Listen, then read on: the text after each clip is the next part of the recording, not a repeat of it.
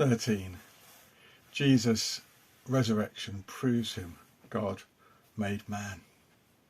On seeing Jesus alive again, we read in John's Gospel that Thomas said to him, "My Lord and my God."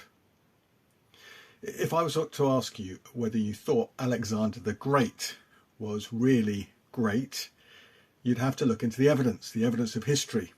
He became king aged 20. By 30, he'd created one of the largest empires ever.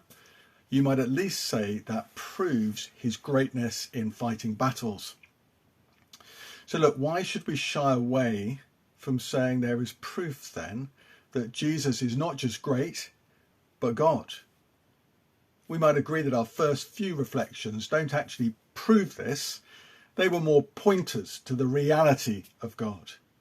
But it's different when we get to the Gospels. What their history shows Jesus did is just as much a proof as the history of what Alexander did. And the greatest proof is the fact that for a period of 40 days after he died, Jesus was seen alive on numerous occasions by over 500 people before seeing to literally rise up into the air and pass into heaven. Now, as Luke puts it in the book of Acts, Jesus gave many convincing proofs that he was alive. And the Apostle Paul tells us that by this means God has given proof of who Jesus is.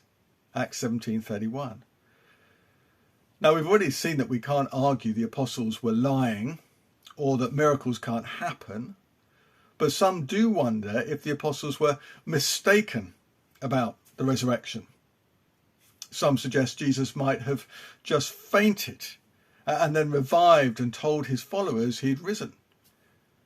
But look, the Romans were expert executioners, and Jesus had been tortured, crucified, and then stabbed in the side with a spear with blood and water coming out. So with nails shredded, wrists and ankles, are we really to believe that he could roll that heavy stone from the tomb's entrance, walk out and convince his disciples that he was better than you? Well, of course not. But could his disciples have been hallucinating? Or maybe gone to the wrong tomb, found it empty, and assumed Jesus had risen? Or could the real tomb have been empty because the body had been stolen? Well, if they were hallucinating or had the wrong tomb, the Jewish leaders would have happily produced Jesus' body and from the right tomb and then stopped Christianity in its tracks.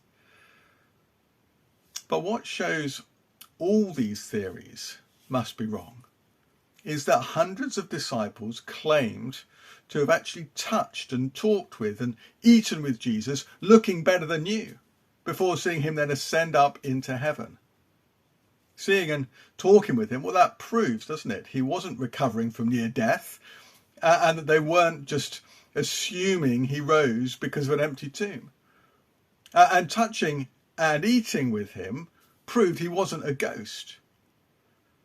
Simon Greenleaf was a founder of Harvard Law School. He wrote one of the greatest works on the laws of evidence that's ever been written. And as a non-Christian, he sought to use his expertise to disprove the resurrection. But you guessed it, he became convinced by the evidence and started following Jesus. He wrote that given the laws of evidence, an examination of the witnesses to the resurrection leads to, quote, an undoubted conviction of their integrity, ability, and truth. Jesus rose from the dead, and it proves that he is God made man.